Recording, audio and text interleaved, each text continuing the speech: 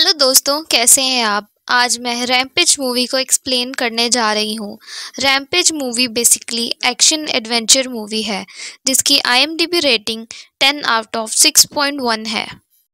ये movie project rampage से start होती है और हम एक आर्टिफिशियल सैटेलाइट को देखते हैं जिस पर एक कंपनी कुछ एक्सपेरिमेंट कर रही होती है और ये एक्सपेरिमेंट एक चूहे पर किया जा रहा था, पर किसी गलती या खराबी के कारण एक्सपेरिमेंट आउट ऑफ कंट्रोल हो जाता है, जिसके रिजल्ट से वो चूहा बहुत ही ज़्यादा ताकतवर और बड़ा हो जाता है और तकरीबन सारे साइंटिस्ट्स को मार चुका होता है। इसके साथ स्पेसशिप को भी बहुत नुकसान पहुंचता है, पर एक साइंटिस्ट अभी भी सरवाइव कर रही होती है। अब उस चूहे की तोड़फोड़ के बाद स्पेसशिप अब डिस्ट्रॉय होने वाला होता है। स्पेसशिप के सिस्टम की चेतावनी को सुनते हुए वो साइंटिस्ट जल्दी से अपनी जान बचाने के लिए कैप्सूल में जाने लगती है, जिससे वो अर्थ में वापस आ सके। लेकिन उस कैप्सूल का गेट बंद होता है और उसका कंट्रोल कंपनी की ओनर क्लेयर कर रही होती है। वो आगे से ऑर्डर देती है कि गेट तभी खुलेगा जब तुम सैंपल लेकर आओगी, वरना आने की कोई ज़रूरत नहीं। तो वो साइंटिस्ट अपनी जान को खतरे में डालकर सैंपल लेने लैब में जाती है और किसी तरह 3 सैंपल बॉक्स में डालकर ले आती है और अब वादे के मुताबिक क्लेयर गेट खोल देती है। साइंटिस्ट कैप्सूल में बैठ जाती है और कैप्सूल स्पेसशिप से रिलीज भी हो जाता है, पर अर्थ के एटमॉस्फेयर में जाने से पहले ही प्रेशर के कारण कैप्सूल डिस्ट्रॉय हो जाता है। अब हम अगले सीन में डेविस को देखते हैं, जो कि जानवरों का ट्रेनर होता है, जो कि कभी यूएस आर्मी स्पेशल फोर्स का मेंबर था, लेकिन उसे जानवर से बहुत लगाव होता है, इसलिए वो अब San Diego wildlife sanctuary के लिए काम करता है। ही इनलीगल एनिमल हंटिंग के खिलाफ भी विशेष रुचि रखता है।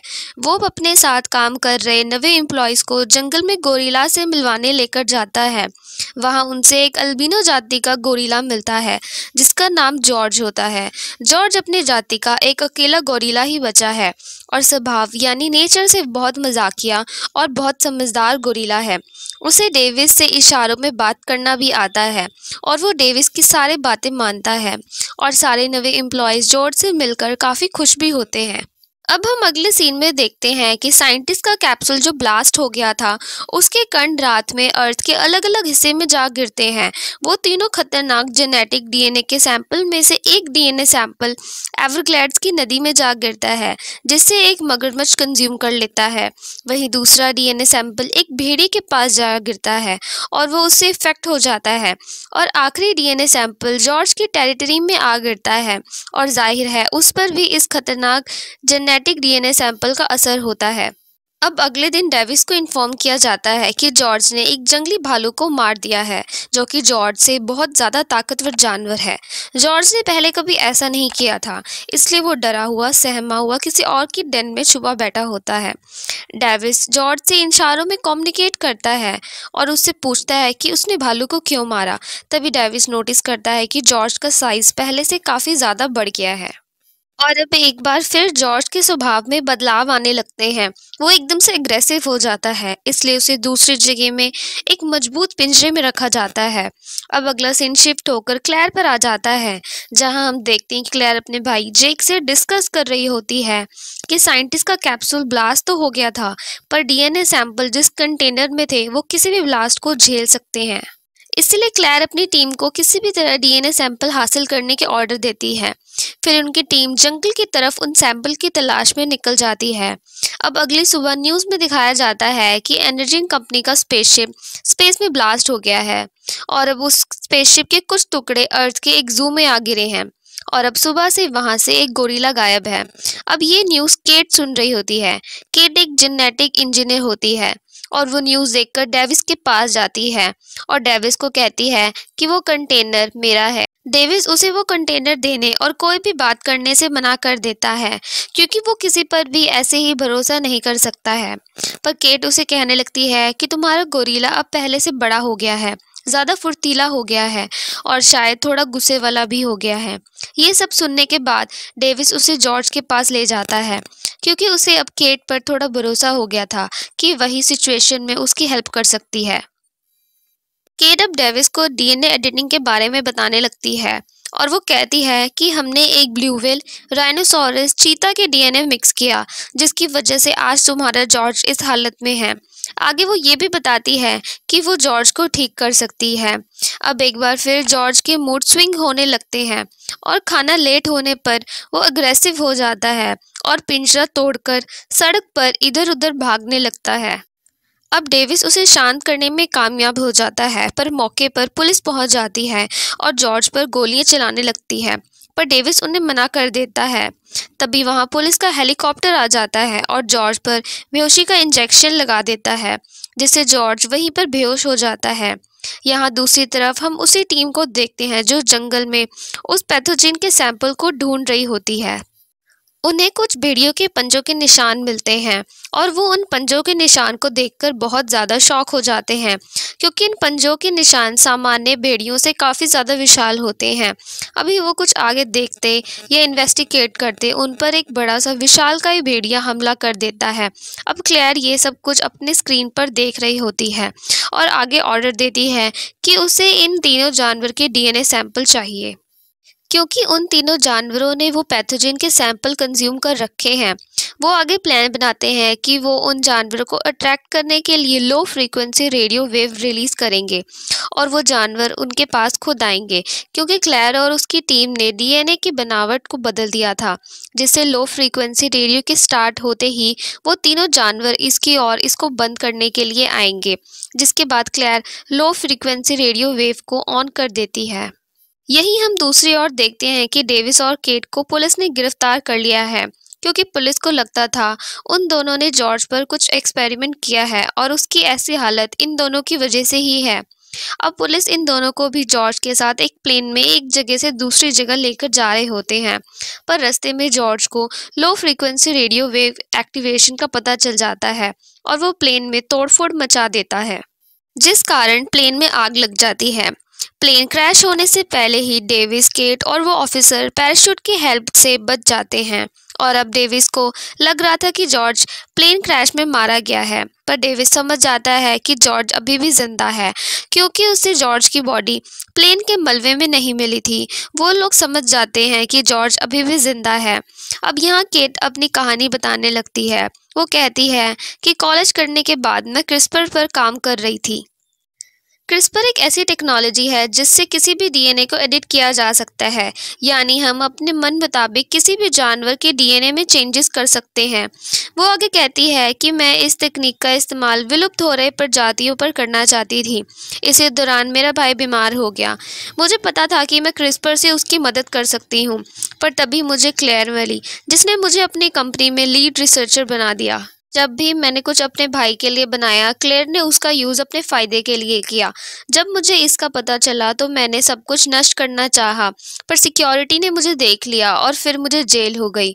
और अब उस क्लेयर की असलियत सबके सामने लेकर आना चाहती हूँ और अब किसी जानवर को उसके एक्सपेरिमेंट का हिस्सा बनकर जान गंवाने नहीं दूंगी। फिर आगे डेविस भी कहने लगता है कि मैंने जॉर्ज को उसके बचपन में रेस्क्यू किया था, तब से जॉर्ज को मैंने अपने देख रेख में रखा है, इसलिए डेविस जॉर्ज को इतना चाहता है। और फिर हम आगे देखते हैं कि मिलिट्री का प्लेन भी वहां पहुंच गया है। ये सब प्लेन उनके साथ जो एजेंट होते हैं उन्होंने बुलवाए होते हैं। डेविस और मिलिट्री फोर्स दोनों जॉर्ज को ढूंढते हैं, तो वो सैटेलाइट इमेजेस के जरिए जॉर्ज और विशाल भेड़ी को एक साथ, वो भी एक ही कतार में, शिकागो शहर की ओर बढ़ते हुए देखते हैं। इसे देखकर केट बताती है, जब मैं एनर्जी कंपनी में काम करती थी तब हम चमगादड़ के डीएनए पर एक्सपेरिमेंट कर रहे थे। शायद हो सकता है कि क्लेयर को उसमें कामयाबी मिल गई है, जिसकी मदद से वो इन जानवरों की तरफ एक खास फ्रीक्वेंसी भेज रही है और ये जानवर उससे अट्रैक्ट होते ही जा रहे हैं और वो इसे बंद करने कंपनी की तरफ जा रहे हैं। अब डेविस को पता था अगर मिलिट्री फोर्स मामले की कार्रवाई करेगी तो जॉर्ज और बाकी वहाँ के रहने वाले लोगों को बहुत असर पड़ेगा। इसलिए डेविस ऑफिसर से रिक्वेस्ट करता है कि उन्हें एक मौका दिया जाए ताकि वो एनर्जी कंपनी से एंटीडोट लेकर जानवरों को सही कर सके और उनकी जान बचा सके। क्लेयर भी इसी तरह जानवरों को एंटीडोट देकर उनका डीएनए सैंपल कलेक्ट करने वाली थी, पर मिलिट्री हेड उन पर यकीन नहीं करता और उनको अपने ऑफिसर से कहकर इंटेरोगेशन रूम में बंद करने के ऑर्डर दे देता है। पर डेविस और केट उनसे लड़कर एजेंट की हेल्प से चॉपर चुराकर वहां से भाग जाते हैं। शिकागो शहर पहुंचते ही डेविस और केट उन दोनों जानवरों को टावर की ओर बढ़ते हुए देखते हैं। वो दोनों टावर की ओर बड़ी तेजी से बढ़ रहे होते हैं और रास्ते में आने वाली हर चीज को तबाह कर रहे होते हैं। ये सब डरावना तो था ही, और अब वो मगरमच्छ भी वहां आ जाता है और अब तीनों जानवर मिलकर शहर को नुकसान पहुंचा रहे होते हैं। मौके की नज़ाकत को समझते हुए डेविस और केट क्लेयर के लैब में एंटीडोट को चुराने के लिए चले जाते हैं। केट को जल्द ही एंटीडोट मिल जाता है क्योंकि पहले वो वहीं काम करती थी, पर तभी क्लेयर वहां आ जाती है और सारे एंटीडोट केट से वापस ले लेती है और डेविस और केट को बताती है कि एंटीडोट सिर्फ जानवरों को शांत कर सकते हैं, ना कि उन्हें पहले जैसा ठीक कर सकते हैं। इतना कहते ही क्लेयर अपने भाई से गन लेकर डेविस पर शूट कर देती है। फिर क्लेयर उसके भाई और केट को लेकर वहां से हेलीकॉप्टर से निकलने वाली होती है। क्लेयर केट को इसलिए अपने साथ लेकर जाना चाहती थी क्योंकि वो केट से आगे की रिसर्च कंटिन्यू करवा सके। अब यहाँ देखते हैं कि डेविस एकदम ठीक है और वो केट को वो एंटीडोट क्लेयर से फिर से हासिल करने को कहता है, पर यहाँ केट ने पहले से एक एंटीडोट अपने पास क्लेयर से छुपा कर रखा था। अब केट यहाँ स्मार्टनेस दिखाती है और क्लेयर के बैग में एक एंटीडोट डाल देती है और उससे जॉर्ज की तरफ ढकेल देती है, जिससे वो जॉर्ज की नज़रों के सामने आ जाती है और जॉर्ज उसे पकड़ कर निगल लेता है। केट कहती है कि एंटीडोट का असर 10 मिनट में होने लगेगा। दरअसल डेविस का प्लान होता है कि जॉर्ज की हेल्प से बाकी दोनों जानवर वुल्फ और क्रोकोडाइल को शांत करना। अब तीनों जानवर उस बिल्डिंग पर कब्जा कर लेते हैं और उस बिल्डिंग को तहस नहस कर देते हैं। जान बचाने के लिए डेविस और केट एक टूटे हुए हेलीकॉप्टर में बैठ जाते हैं। उतने में ही वो बिल्डिंग पूरी तरह गिर जाती है और वो तीनों जानवर उस बिल्डिंग के नीचे दब जाते हैं। पर कुछ ही वक्त में जॉर्ज मलबे से बाहर आता है। अब उस पर एंटीडोट का असर शुरू हो गया है। वो पहले वाला जॉर्ज बन गया था। वो अब डेविस से इशारों में बात करने लगता है, पर तभी बाकी दोनों जानवर भी मलबे से बाहर आ जाते हैं और फिर तोड़फोड़ शुरू कर देते हैं। तीनों में सबसे ज़्यादा खतरनाक वो मगरमच्छ होता है। अब मगरमच्छ और विशाल भेड़िए में आपस में लड़ रहे होते हैं। इसी बीच आर्मी पूरा शहर उड़ाने वाली होती है। मगरमच्छ भेड़िया को मार देता है और अब मगरमच्छ का अगला शिकार जॉर्ज होता है। अब जॉर्ज और मगरमच्छ के बीच घमासान युद्ध होता है। इसी बीच मगरमच्छ जॉर्ज को घायल कर देता है। जॉर्ज को बचाने के लिए पीछे से डेविस भी एक हेलीकॉप्टर की गन से मगरमच्छ को गोलियां चलाने लगता है और अब मगरमच्छ डेविस को मारने के लिए उसकी तरफ बढ़ता है। वो डेविस को मारने के लिए तैयार ही होता है कि पीछे से जॉर्ज एक लोहे की बहुत बड़ी रॉड मगरमच्छ की आंखों के आर पार कर देता है, जिससे मगरमच्छ वहीं मर जाता है। अब सारी आर्मी ने देखा होता है कि डेविस और जॉर्ज ने उन दोनों जानवरों को मार गिराया है और शहर को और तबाह होने से बचाया है, तो वो भी हमला रोक देते हैं। तो इसी तरह जॉर्ज और डेविस ने मिलकर एक पूरे शहर को बचाया और अंत में हम देखते हैं डेविस और जॉर्ज को गिरफ्तार नहीं किया जाता, बल्कि जॉर्ज लोगों की मदद करता है। अगर आपको वीडियो अच्छी लगी तो वीडियो को लाइक करें, कमेंट करें। ऐसी ही अमेजिंग वीडियो को देखने के लिए चैनल को सब्सक्राइब करना ना भूलें। अगर आपने हमारी पिछली वीडियो को नहीं देखा है तो वीडियो को देखने के लिए स्क्रीन पर दिए गए वीडियो को क्लिक कर उन वीडियो को भी एंजॉय करें।